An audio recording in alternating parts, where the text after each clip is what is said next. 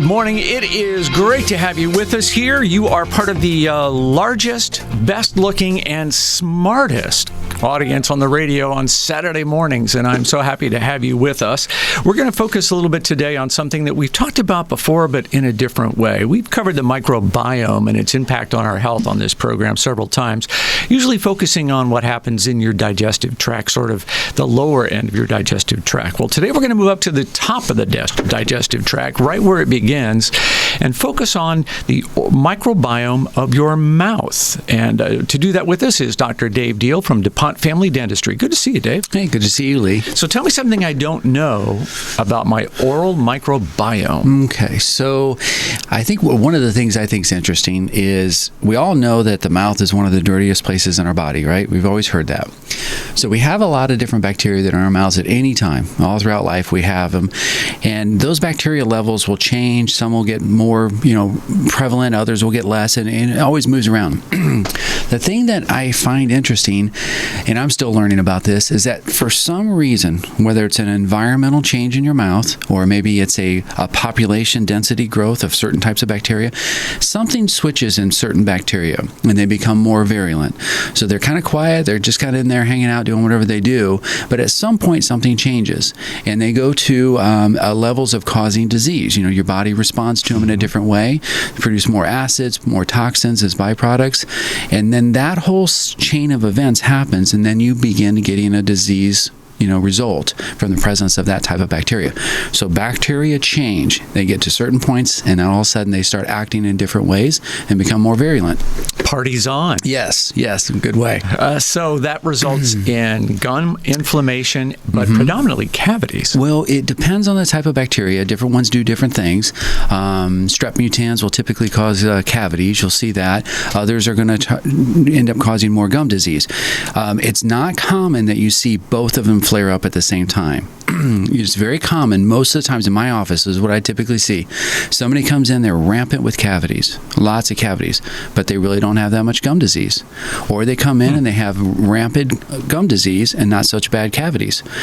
And if you think about it for a minute, excuse me, the types of bacteria that cause these two different types of diseases are very different. They're competing for nutrients, they're competing for space in your mouth. And when one population grows to the point that it kills off the other, does that make sense? Yes, it does. I always think of it in terms of like the weeds in your yard. If you get a yard that's really healthy, everything's going really good, bacteria levels are all standard, you have this nice healthy grass like your neighbors, and the weeds have a hard time getting through it, but once they get through it and they establish themselves, they can take over. And so that whatever population is, you can take over and make the changes. So if I'm one of those people who do everything right, I brush, I'm very careful about all this, but I still have cavities, it's not my fault, it's the bacteria. Yes, exactly. So again, early on in my career, you have a brother and a sister. It seems like it was kids is where you see this the most obvious. They both come in and get their teeth cleaned at the same time. Sister brushes her teeth every day, twice a day, and takes care of her teeth and does a great job. She has 4 or 5 cavities. Here comes the younger brother. He hasn't seen a toothbrush in a week, and he is not doing well, but he has no gum disease. He has no cavities. And so there is, obviously we have a responsibility. We should be cleaning our teeth and taking care of them. Eventually he's going to get, things are going to change for him. But there is a genetic component. Some people are they're more predisposed, whatever the risk factors are for them, they are more prone to getting cavities than someone else. And I just saw a study that said that you can transmit those bacteria from one person to another. It is possible. So if you have a positive bacteria formation in your mouth and you're not prone to cavities and the wrong exposure, you can pick up the other type of bacteria. So who knew that cavities could be a transmissible condition? Yeah, exactly. That's pretty interesting. So can you see it when you look in my mouth? Sure. Can you just tell, you've got a bacteria issue? Absolutely. Yeah, it's actually pretty easy too. And lots of times I'm telling patients, like, you should just follow me around the office. Let me show you a healthy mouth. Let me show you one that's not so healthy. It's very easy to see. Cavities, touch on that for a minute. You're going to see white spots. Before a cavity fully develops, you're going to see white spots or white bands on the teeth. People look at that and they're not sure what it is. Excuse me. But if you pull your cheek back or your lips back, you look at the edges of your teeth, right where they meet the gum lines, that's where you're going to often see those little white bands. That's the beginnings of a cavity. As far as the gum health, you can look in there. Of course, you're going to get bleeding when you brush. You're going to have the red puffy gums. Those are all signs and symptoms of, hey, something's not right here. So brushing more is not going to fix the problem. I have to change the product that I'm using, yeah, right? Brushing better and more, again, you have to be careful. I mean, some people don't brush enough. They need to brush more. Okay, that's going to make a big difference. Twice a day minimum, right? Yep, exactly. So, now take a step back and say, okay, well, what kind of products can we use? So my personal story, my personal history, there's a specific patient I'm thinking of. Her name's Marge. Every time I saw Marge, she had 4 to 5, 8 cavities every time. And she was always doing a great, meticulous job of taking care of her teeth. She was losing faith in dentistry. She was losing faith in, why do I keep doing this? When she was young. And she and maybe 1 or 2 other patients at that time led me on a journey. I'm like, well, okay, as a dentist, what can I do to help prevent these people from getting cavities? I mean, doing the fillings and the crowns, that's reparative. That's reactive. What can I do to protect these patients from it? That led me to finding a company called Carie Free. And this goes back about 12 years ago, maybe 15. And very new company at the time. And that company was coming out with products that were revolutionary. They were saying, look, if you use these products, we're gonna cure your cavities. You're gonna not get cavities. So with some faith, or just a leap in faith, we had nothing else to lose. The products are not very expensive. We started her on a program along with several others, and we are literally 12 years into it. And Marge was just in the other day, and she literally has had her first cavity since she began that whole process. And so it works, flat out works. So we've been using it for years, and you can change that type of bacteria in your mouth. You can lower the acid levels. You can do remineralization of the tooth structure, and you can protect these teeth from getting cavities in the first place. And that's what we should be doing. So if, when I was a kid, and I remember in school they gave you these little red tablets, and they were showing you where you missed as you brushed your teeth. Was that an indication that I have bad bacteria or just bacteria in general? Yeah, just say you have bacteria in general. You can tell those disclosing tablets will tell you a few things. That's the main purpose of that, is to tell you how well are you brushing your teeth. That disclosing tablet will be red if you have some fresh, bacteria on there, so you didn't get them this morning. But as they stay there longer, it'll turn purple, turn dark blue. And so you'll have a better idea as a dentist, okay, this has been here for a long time. We need to really step up your game. So is fluoride that we keep hearing about, they put it in the water, right, to help everybody with improved dentition, but also what is it doing? Is it attacking bacteria, or what is its function? So fluoride actually remineralizes the tooth structure. So when you see those little white spots, that's an early breakdown of the tooth, and that's an early spot where a cavity is starting. Fluoride is pretty much the only molecule that will go in there and help remineralize that surface of the tooth. So that's the whole purpose of fluoride is mineralizing and strengthening the surface of the tooth. Fortunately, for a long time, that's all we had, and it still really is a great product for the tooth. I know you don't want to ingest it, but I mean, for the tooth, it's excellent. But beyond that, there's a newer product out there. It's been out for a while. It's called Recaldent, and I can't get too scientific on it. I just know it works, but it allows calcium to be reintroduced to the tooth structure rather than fluoride. So Recaldent is a great one to have, and you can find that in a lot of products these days. We're going to talk more about the new products and what you can do, and how one type of sugar is actually good for your teeth. That's kind of weird, isn't it? But we're going to learn more about that and a lot more about what's going on in your mouth with Dr. Dave Diehl from Dupont Family Dentistry next here on the HealthCall Live Radio Hour on WOWO.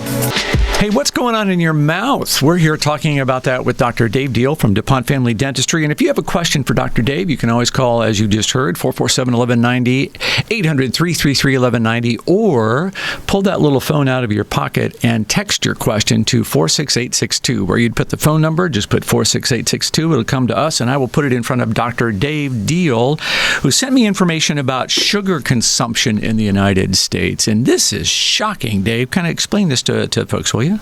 So if you look at the history, you just go back to the U.S. history, and you can go back a couple hundred years, and you look at the daily consumption of sugar for the average American. I read one that was saying that we started out at about a teaspoon of sugar a day. Recently, we're up to about a half a pound of sugar a day in our American diets. That's shocking. It is shocking. And if you look at some of those, a couple graphs I sent you, and it's almost an exponential growth in the sugar rate. I kind of pick on Starbucks and say that they've made it even worse for us. But I remember when I was young and when I was first getting out of dental school, or even when I was in dental school, I remember a couple older dentists I'd met. They were joking around about how you guys you picked the wrong time to be a dentist because fluoride is fluoridated water. Cavity rates are dropping. You're not going to have cavities to fix in your career because of this. Well, at the same time, Starbucks was coming out, and I always pick on them, and the sugar levels in Starbucks drinks just keep going higher and higher and higher. And so, today there are plenty of cavities for me to keep on fixing. So our sugar rates as in our diets has just got out of control. 1700s, people were eating 4 pounds of sugar a year. And by 2015, 180 pounds of sugar a year. It's insane, isn't it? That is remarkable. Yeah. But there are good sugars that are actually good for your teeth. Yeah. This product is called Xylitol. Tell me more about this. So Xylitol is basically a fake sugar. It's as a way, bacteria in our mouths cannot digest it. So we get the sweetness, we get the flavor from it, we get what we want, but the bacteria in your mouth can't utilize it. So they don't populate. It doesn't grow. They can't get nutrients off of it. Yeah, they starve to death. Exactly. Huh.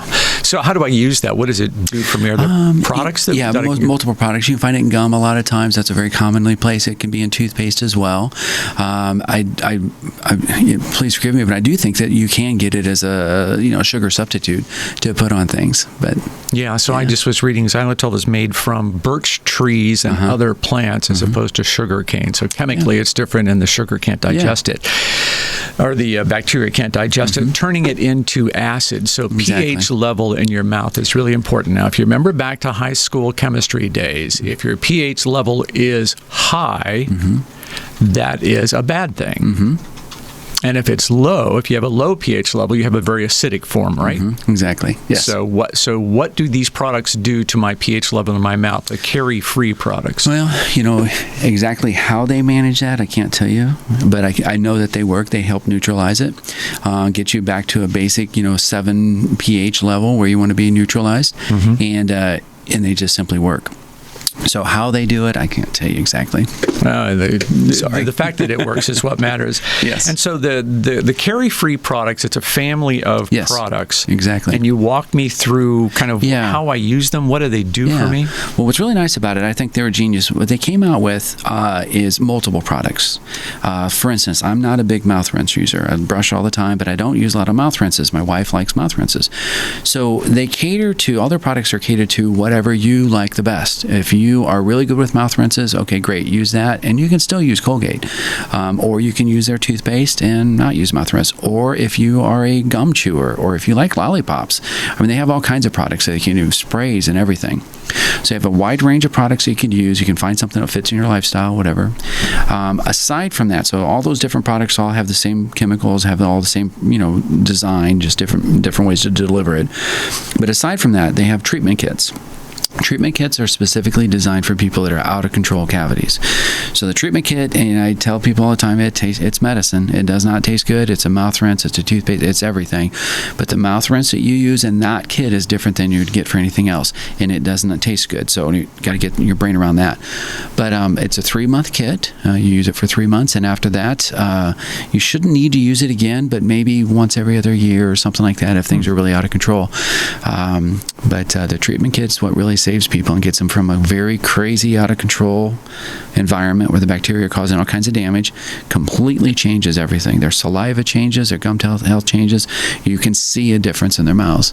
And when they're done with that, we see a dramatic decrease in the cavity risk.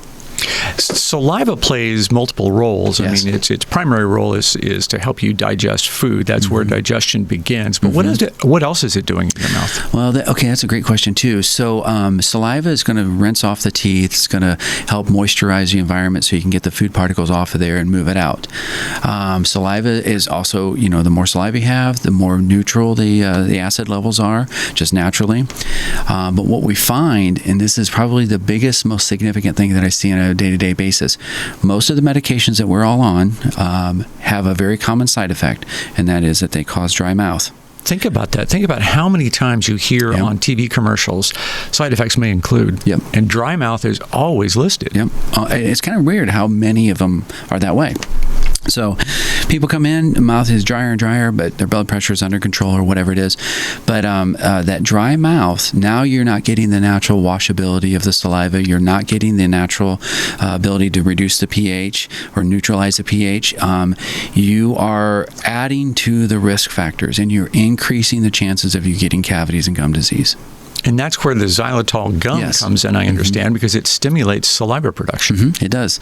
And also a lot of the carry-free products, there's a spray that you can get, carried around in your purse, put it in your car, and you can use it throughout the day, help moisturize your mouth, and you're going to neutralize the acids, and nothing but good. So if I have a cavity with every cleaning, that's a sign I got a serious problem, right? You shouldn't be doing that. So as an adult, how often should I expect to have a cavity? Is there a normal? Is there a standard there? In my mind, this is probably pretty subjective. You ask different dentists, you might get different things. I know guys push for no cavities ever, and that's the ideal world. I think that's a great way. I look at it as, one cavity every 3 or 4 or 5 years is not a big deal. There's certain types of cavities. You have different types of cavities on your teeth. The grooves of your teeth, if you look on your molars, your chewing surfaces, you'll see those deep grooves. Those grooves are kind of prone to getting, bacteria stuck in them, little test tubes, and you set up a small cavity. I don't stress too much about those. Those can happen. But then the surface cavities, when you're on the flat surfaces of the teeth, that's where, that's a different story. Between the teeth, that's a different story. So location, to me, is a little bit more important. So you will recommend these products based on, if I'm just curious and want to try them, what's that process? Should I come and talk to you? Yeah, so most of the carry-free products are prescriptive. If you have active, higher risk for cavities, the prescriptive levels, you have to get it through a dentist. You can come and see us, we'll help you out. They do sell non-prescriptive levels of the same products through their website, which I encourage people to go there and get that too. I like those. They work really well. There's another company called OxyFresh. So if you're a person that doesn't have a high risk for cavities or gum disease, I like OxyFresh personally. I would choose that over the carry-free standard products. Okay? So I designate it in my office. We have, if you are high risk for any of those things, you get carry-free. Start out with that. If you're a healthy patient, you're doing well, but you want a good toothpaste, protects a little bit better than you can get over the counter, then I go for the OxyFresh products. And you have a strong affinity for a particular toothbrush. You say you can see the difference. Yes, I am a huge fan of Sonicare toothbrushes. What is there about them? I guess the technology that they make it, it's more of a wave that you can't even see it with your eye. You have to get like a strobe light to see it. But when you turn it on, it doesn't look like it's doing much, but you get a strobe light and you look at it, it's amazing what that brush is doing. The biggest thing that I see with Sonicare toothbrushes is it forces the oxygen down between the teeth. It mechanically cleans the tooth better, but it forces oxygen underneath the gum tissue, gets it down into an area where the bad bacteria don't want to have oxygen. So it makes a big difference. I have a question here that's come in by text. I enjoy water with lemon and cucumber slices. Is lemon juice bad for teeth? It can be, but you would have to be doing an awful lot of it. If you're just having a lemon juice, I don't think that's too big of a deal. I wouldn't worry about it too much.